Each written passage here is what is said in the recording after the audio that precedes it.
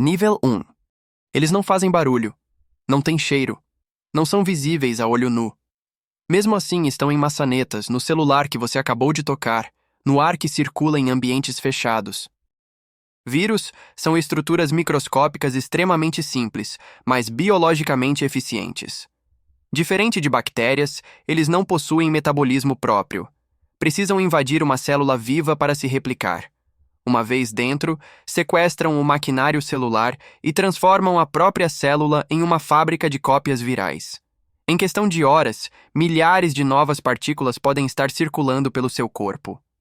O que torna os vírus particularmente perigosos é o intervalo silencioso entre a infecção e os sintomas. Muitas doenças virais têm período de incubação. Isso significa que você pode estar transmitindo antes mesmo de perceber qualquer sinal. Em ambientes fechados e pouco ventilados, partículas respiratórias microscópicas permanecem suspensas por tempo suficiente para atingir múltiplas pessoas. Alguns vírus causam apenas sintomas leves. Outros desencadeiam respostas inflamatórias intensas, comprometem pulmões, sistema cardiovascular e até o sistema nervoso. O risco aumenta drasticamente em pessoas com comorbidades, imunossuprimidos ou idosos. A invisibilidade aqui não é metafórica, é literal. Você não vê a ameaça se aproximando, não escuta, não sente, e quando percebe, o processo já pode estar em curso. Nível 2. Diferente dos vírus, que precisam de um hospedeiro vivo para sobreviver, os esporos são especialistas em resistência. Produzidos por fungos e algumas bactérias, eles são estruturas microscópicas projetadas para suportar condições extremas: calor, frio, radiação, desidratação. Muitos permanecem viáveis por anos, esperando o momento certo para germinar. Eles estão no solo, em folhas secas, em ambientes úmidos e mal ventilados, em sistemas de ar-condicionado contaminados. Invisíveis no ar, podem ser inalados sem que você perceba. Em indivíduos saudáveis, o sistema imunológico geralmente controla a invasão. Mas quando há fragilidade, imunossupressão, doenças pulmonares prévias ou exposição massiva, o risco muda completamente de escala. Certos fungos liberam esporos capazes de se alojar profundamente nos pulmões. A partir daí, podem provocar infecções invasivas, comprometendo o tecido pulmonar e, em casos graves, disseminando-se pela corrente sanguínea.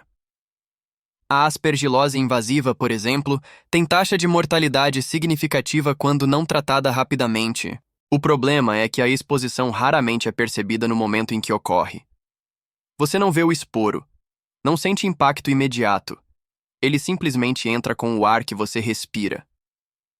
Ambientes com infiltração, mofo visível ou acúmulo de matéria orgânica aumentam drasticamente essa carga microscópica.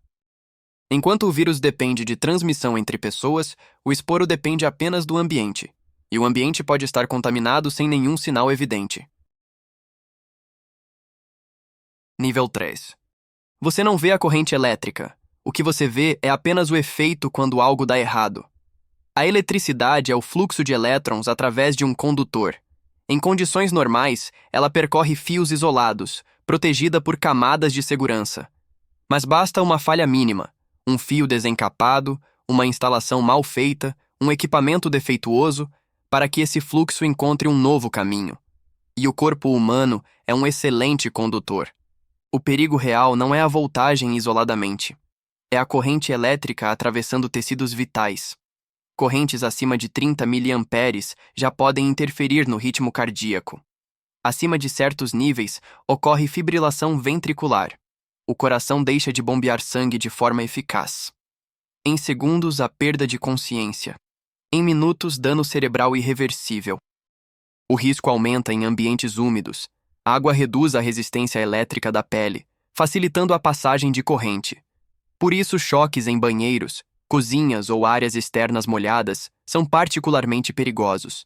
Muitas vezes, o contato parece pequeno, quase inofensivo. Mas a lesão interna pode ser profunda, afetando músculos, nervos e o próprio sistema cardíaco.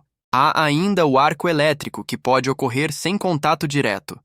Em alta tensão, a eletricidade pode saltar pelo ar, causando queimaduras severas instantaneamente.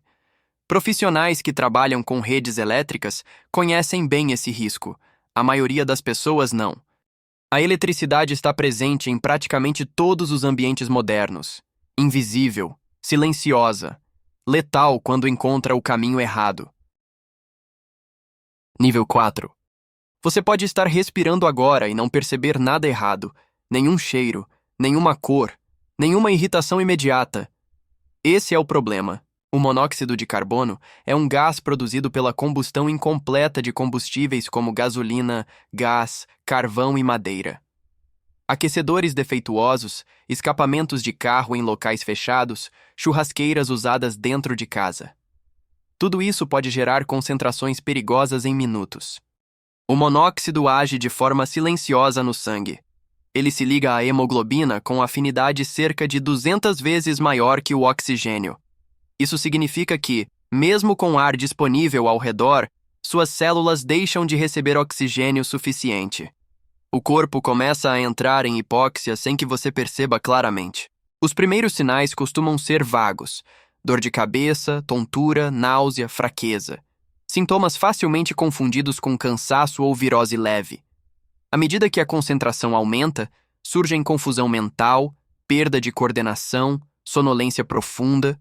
Em níveis mais altos, perda de consciência e morte podem ocorrer sem qualquer sinal dramático.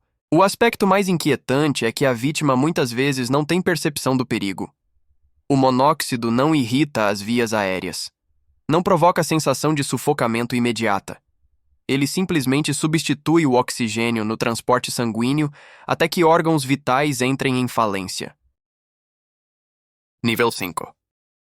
Diferente das ameaças externas, o coágulo se forma dentro do próprio corpo. Ele é um mecanismo natural de defesa. Serve para estancar sangramentos. O problema começa quando esse sistema falha no lugar errado. A coagulação é um processo bioquímico complexo que envolve plaquetas e uma cascata de proteínas no sangue. Quando há lesão em um vaso, o organismo ativa esse mecanismo para formar um tampão. Porém, fatores como imobilização prolongada, cirurgias, uso de anticoncepcionais, tabagismo, obesidade e predisposição genética podem favorecer a formação de coágulos sem que exista um ferimento real. Um trombo que se forma nas veias profundas das pernas pode permanecer silencioso por horas ou dias. O risco maior surge quando parte dele se desprende. Nesse momento, ele se transforma em um êmbolo e viaja pela corrente sanguínea. Se alcançar os pulmões, ocorre a embolia pulmonar. A obstrução súbita pode comprometer gravemente a oxigenação, causar dor torácica intensa, falta de ar abrupta e, em casos severos, colapso cardiovascular. O mais inquietante é que muitas pessoas não apresentam sinais evidentes antes do evento crítico. Às vezes, há apenas leve inchaço ou desconforto na perna, facilmente ignorado. Em outros casos, não há sintoma algum até que o bloqueio atinja um órgão vital. Há ainda um aspecto menos discutido, mas igualmente crítico. Coágulos não afetam apenas pulmões. Se a obstrução ocorre em uma artéria cerebral, o resultado pode ser um acidente vascular cerebral isquêmico. Nesse cenário, a interrupção do fluxo sanguíneo priva neurônios de oxigênio e glicose. Em poucos minutos, células começam a morrer. Diferente de outros tecidos, o cérebro tem tolerância mínima à falta de irrigação.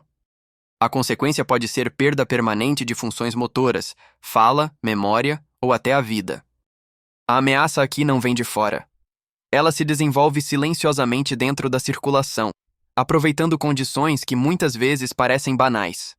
E quando se manifesta de forma aguda, o tempo de resposta é extremamente curto. Nível 6. Parece contraditório. O oxigênio é essencial à vida. Sem ele, nenhuma célula humana sobrevive por muito tempo. Mas exatamente por ser indispensável, qualquer alteração em sua disponibilidade se torna imediatamente perigosa. A hipóxia ocorre quando os tecidos não recebem oxigênio suficiente. Isso pode acontecer em grandes altitudes, em ambientes confinados com ventilação inadequada, em incêndios ou até em falhas de equipamentos industriais. O problema é que o corpo nem sempre envia sinais claros no início. A queda na saturação pode começar de forma silenciosa. Os primeiros efeitos incluem leve confusão, dificuldade de concentração e fadiga. À medida que o nível cai, surgem tontura, desorientação e perda de coordenação. Em ambientes com deficiência severa de oxigênio, a pessoa pode perder a consciência sem perceber que está em risco. Não há necessariamente sensação intensa de sufocamento imediato, apenas um apagamento progressivo. O cérebro é o órgão mais sensível à falta de oxigênio. Após cerca de 4 a 6 minutos sem suprimento adequado, o dano neurológico pode se tornar permanente. Em casos extremos, a parada respiratória evolui rapidamente para a parada cardíaca. O aspecto mais inquietante é que a ausência de oxigênio não tem cheiro, não tem cor e não provoca dor direta. Em ambientes industriais ou locais fechados, a atmosfera pode se tornar incompatível com a vida sem qualquer sinal visível. Nível 7. Ela atravessa paredes, atravessa o corpo, e você não sente absolutamente nada no momento da exposição. Radiação ionizante é energia liberada por átomos instáveis. Pode estar presente em materiais radioativos, equipamentos médicos, acidentes nucleares ou até em fontes naturais, como o gás radônio que se acumula em ambientes fechados. Diferente de uma queimadura térmica ou de um choque elétrico, a radiação não causa dor imediata. O dano acontece em nível celular.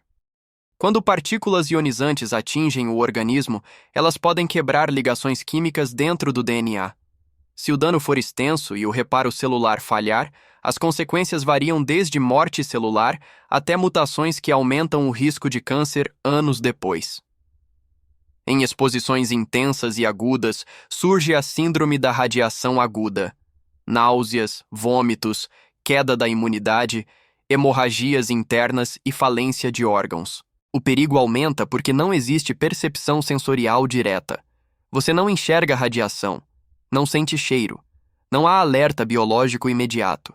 A única forma de detectá-la com precisão é por meio de instrumentos específicos. Mesmo em níveis mais baixos, a exposição prolongada pode representar risco cumulativo. É por isso que protocolos de segurança radiológica são rigorosos em hospitais, usinas e laboratórios. A ameaça é invisível, mas o impacto pode ser profundo e duradouro. Obrigado por assistir. Se chegou até aqui, já sabe o que fazer.